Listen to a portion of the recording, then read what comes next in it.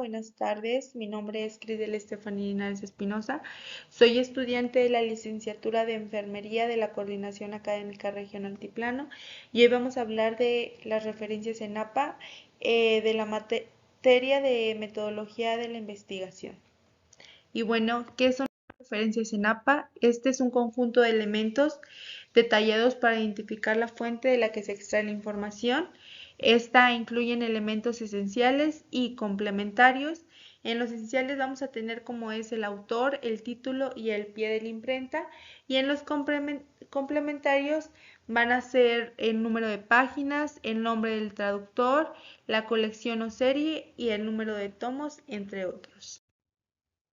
¿Qué debe de incluir? Bueno, es muy importante que cada fuente que se sitúe en el documento debe aparecer en lista de referencias. Por lo tanto, cada entrada en la lista de referencias debe haber sido citada en el texto. ¿Qué no debe de incluir? Pues menciones generales de la página web completas, publicaciones periódicas completas no requeridas citas en el texto o entradas en la lista de referencias porque el uso es amplio y la fuente es familiar. Las comunicaciones personales como correos electrónicos, llamadas telefónicas o mensajes de texto se citan solo en el texto, no en las listas de referencia, porque los lectores no pueden recuperar las comunicaciones personales. El formato, tenemos que la lista de referencias debe iniciar en una nueva página separada del texto, el título debe ser referencias y debe estar centrado en la parte superior de la página. Este debe colocarse en letra negrita y no debe subrayarse o usarse comillas para el título. Bueno, todo el texto debe estar en doble espacio igual que el resto del ensayo y cada entrada de su lista de referencias pues debe tener una sangría francesa a media pulgada de 1.27 centímetros del margen izquierdo. Los elementos de una referencia, pues vamos a tener principalmente al autor, la fecha de publicación, el título de trabajo, la fuente para recuperación y bueno, aquí tenemos un claro ejemplo de cómo deben ir colocados estos elementos. Como referencias con más de un autor tenemos hasta 20 autores o más de 20 autores. En los de hasta 20 autores vamos a nombrar a los autores, debe estar invertido apellido y nombre. Después se debe de informar los nombres de los hasta 20 autores en la lista de referencias. Y más de 20 autores se deben enumerar los primeros 19 autores y luego se va a utilizar puntos suspensivos. Después de nombrar el 19 autor, después de las elipses, se escribe el nombre del último autor en la obra. La orden de la lista de referencias debe de ser alfabéticamente por el primer apellido del autor, seguido de las iniciales del nombre del autor. Bueno, ¿cuándo se debe incluir el número de páginas en las referencias?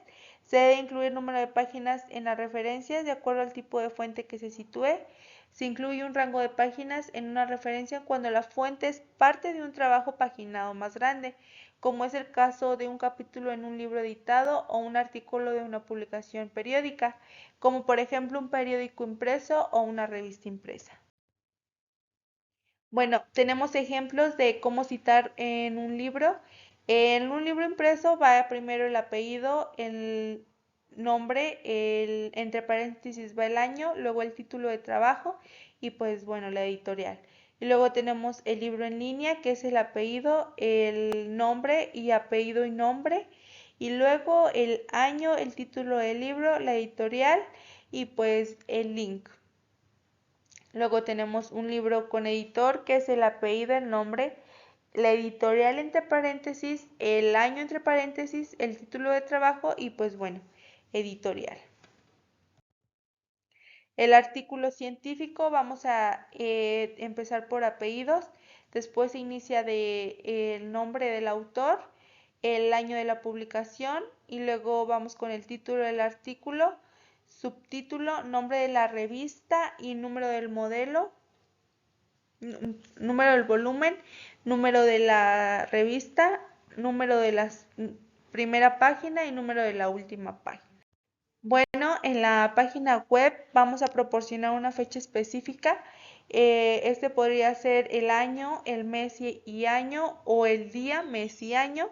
Se escribe en cursivas el título de la página web, y cuando el autor resulta ser el autor de la página y el mismo editor, se omite el nombre del editor para así evitar que se repita. Se incluye una fecha de recuperación en la referencia y luego es recuperado del link.